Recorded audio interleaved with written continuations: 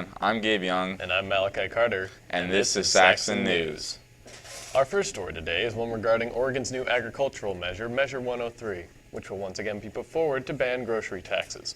According to the Statesman Journal, they say that, quote, the opponents claim that the sloppily written amendment could trigger unintended fallout for taxpayers outside the grocery aisle. The Salem City Council came out against the ban as part of a broader set of stances on statewide ballot measures it took in August.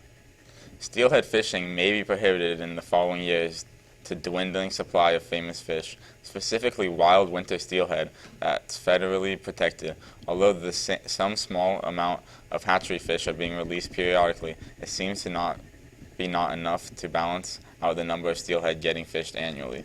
Researchers have discovered active fault lines on Mount Hood that have the potential to trigger a 7.2 magnitude earthquake that could be as far-reaching as Portland.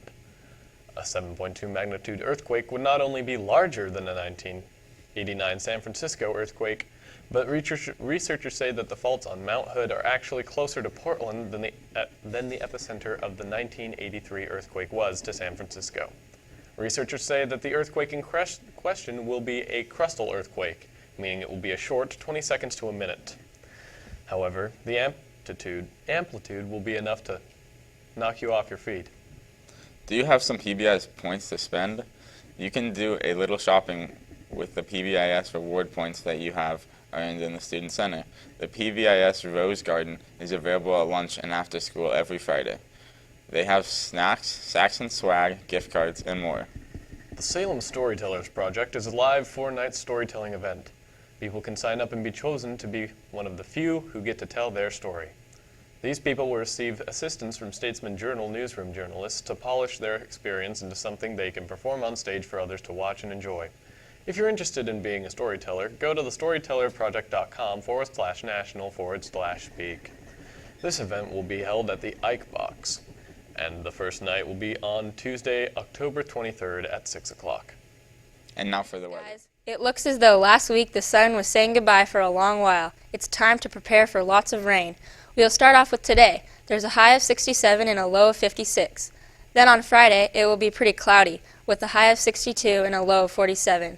Find your raincoats and umbrellas because there's a 90% chance of rain. It's going to be a wet one. As the weekend rolls around, you can expect more clouds. There's a high of 63 and a low of 51 on Saturday. Sunday will bring thunder showers, with a high of 60 and a low of 47, and a 90% chance of rain again. Then plan for more showers to start off the school week on Monday. Our high will be 58 and the low is 46.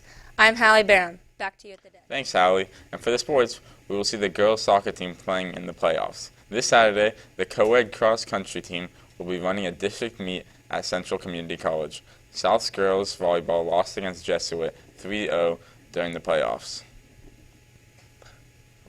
The students and staff of South Salem High School are holding a trick-or-treat festival for young kids in the area.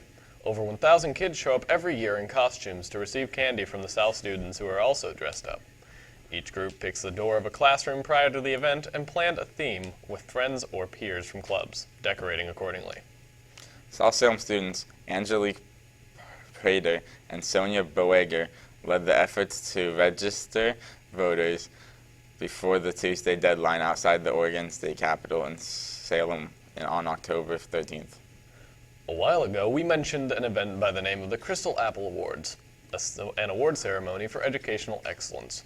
A few of our staffs were in fact nominated for this prestigious palm. The nominees were Shelby McGrath, Brennan Young, and Scott Dufault. The ceremony itself will be held at the Elsinore Theater on Thursday, November 1st. As a reminder, senior photos are due by October 30th. Seniors, make sure to submit your photos to the South Saxon's website. Photos will still be taken October 31st, November 2nd, but there will be a $25 late fee. Chuck Hawley was driving to work early one morning when he noticed cars swerving around a strange object on the ground. When he saw the silhouette of a cat, he immediately slammed his brakes, put on his warning lights, and went out to investigate. What he found was a tiny kitten that's paws were glued to the pavement. He carefully freed the animal and took her to the Silver Creek Animal Clinic to get her cleaned off and checked up. The kitten has since been adopted by Hawley and his family and has been given the appropriate name of Sticky. As for how Sticky ended up stuck to the road, it's a mystery. But she's found a home now, and you can follow her at Sticky the Kitty Facebook page. Well, that's all for the news. From Saxon TV, I'm Gabe Young. And I'm Malachi Carter. Thank you for watching.